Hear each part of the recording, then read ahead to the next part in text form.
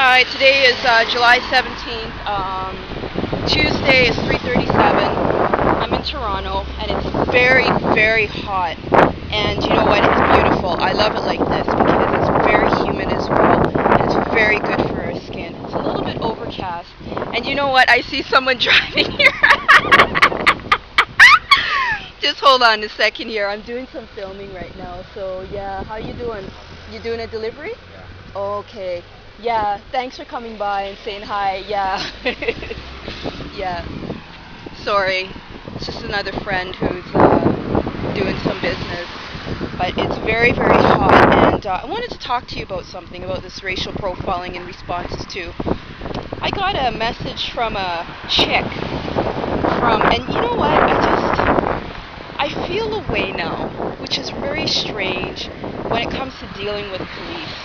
You know, when they broke my skin and they did stuff and I just saw like all these Caucasians, I just said to myself, look at this fucking motherfucker.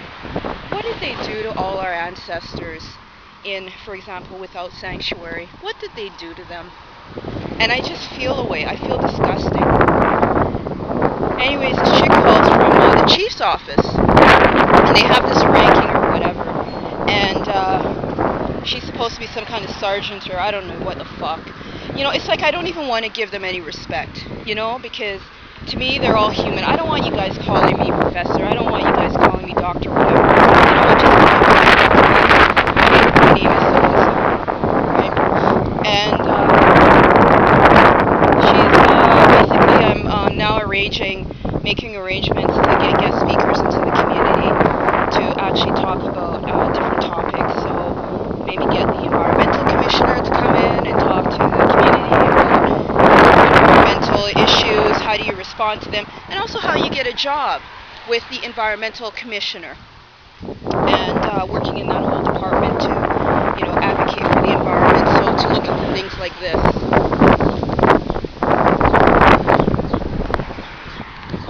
And this chick called, said, "Oh, I work in the, you know, whatever, chief's office, and I used to work at the problematic division that profiles the community."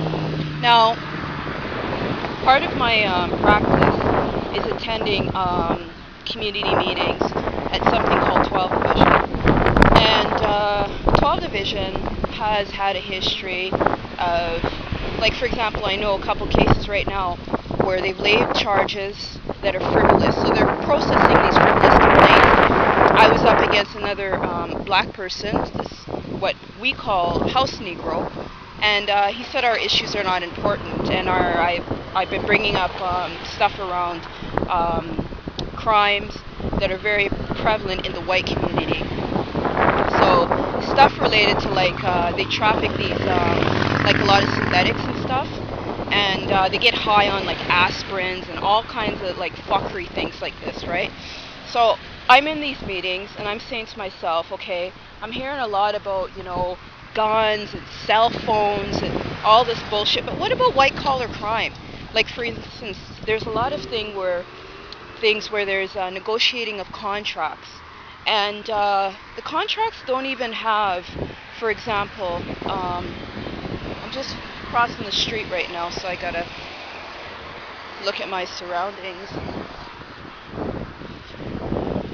Contracts don't even involve people who are part of the community. For example, I'm gonna walk back to this sinkhole, right?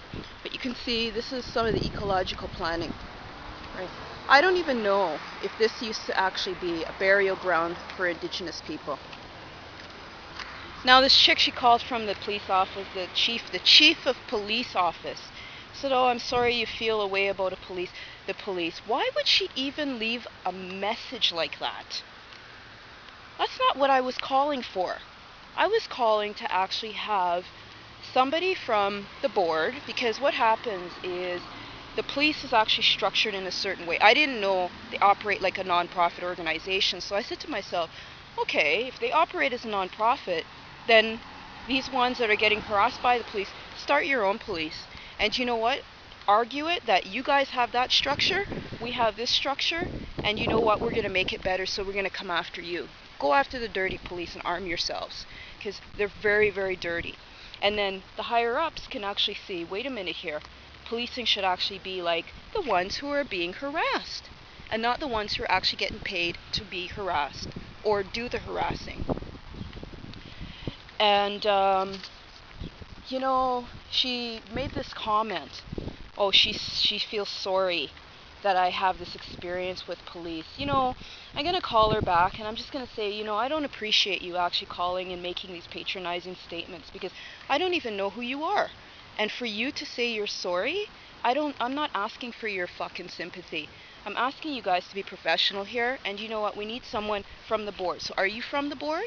You're not from the board, so why are you calling me? Right? And then just leave it at that. Like, that's how you have to talk to them. And then, they get some attitude and stuff. Like, they're all connected. They even mention, I'm telling you, they even mention this guy who, I was calling the police to actually ask them about apprehension procedures. And, I called this guy, and on the phone he was reading from a script. And then he said to me, he goes, well, I don't know what your agenda is, and, you're just a troublemaker. And I thought to myself, and, I've been to meetings to see this guy. This guy looks like a fucking white supremacist. So you know what I did was I emailed someone in the police, and they said that they would do an investigation. The guy is still working with the force. So you know what? I don't have any respect for this. And that's why, like, for example, I look into, like, FBI and, USA versions. And I'm glad that I was reading something where now the US can come in and they can make arrests. And I hope that the US comes in and actually starts arresting dirty police. Because you know what? When I hear about, like, these buildings bombed and stuff, I'm like, Al-Qaeda, why don't you come into Canada and get after all these terrorists? You know who the terrorists are?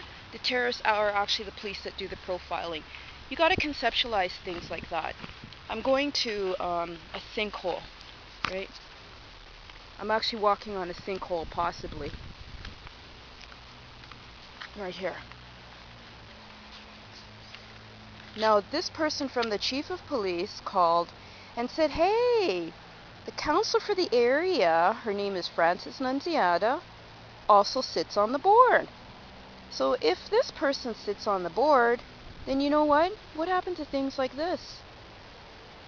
I actually called Environment Canada.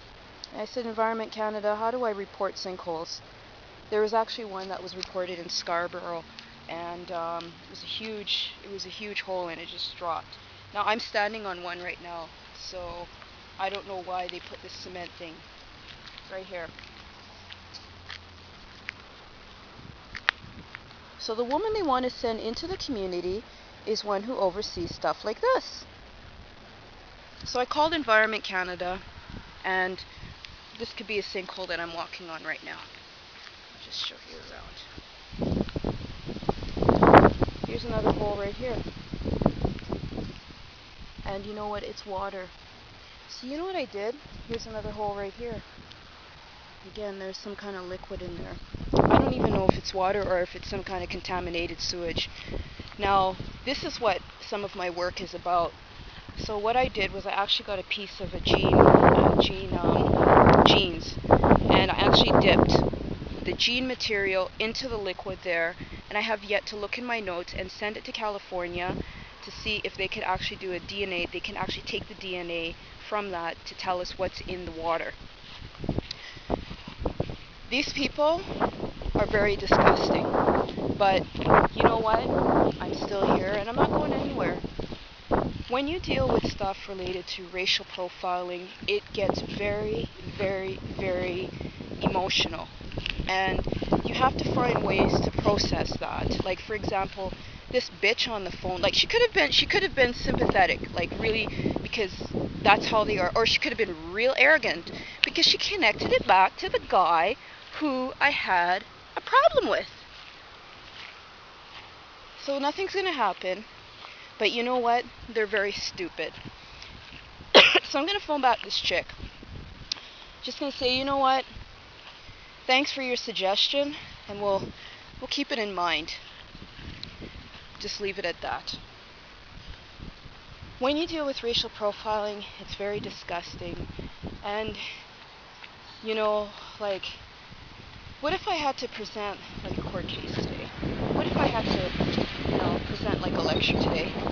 Still would have been okay with the lecture, and would have been okay with the case. But I would have had to like modify a few things so it doesn't disrupt any of that, because I'm very professional. And it's a really nice day today. I'm just walking around. I went for like just a jog this morning. And my range of motion is not there. And the reason why it's not there is because I'm eating shit. I said I'm going to put myself through 1 month of eating shit. So I'm eating all the stuff that they sell at these places. You should see how they plan these places. It's disgusting. 1 month of shit. And you know what? It slows you down. It really does slow you down. Like, I even feel my face feeling heavy, and my body, like my stomach is sort of expanding. So there's activity happening. But everything's going to be okay because I know how to detox. And this is one of the things you have to do as well, is do a spiritual detox. Because what they do is they impose on your spirituality. And this is the beautiful thing about black feminism, is that black feminism takes you back to ancestral spirits. Now, I can't sit at my laptop and type this, but I have to walk and talk about this, right? I'm just crossing the street right now. And what I find is that there's a lot of people that like to patronize us. See this bitch? How is she going to say she feels sorry for me? And you know what? Why couldn't she call me and say, you know what, we're going to actually charge that Judy Taggart bitch, and we're going to get after her. We're going to get after her for frivolous complaints. We're going to get after all these doctors, because you know what? We want this war to stop in Toronto and in Canada. We want this stuff with racial profiling to stop. Because you know what we want to do?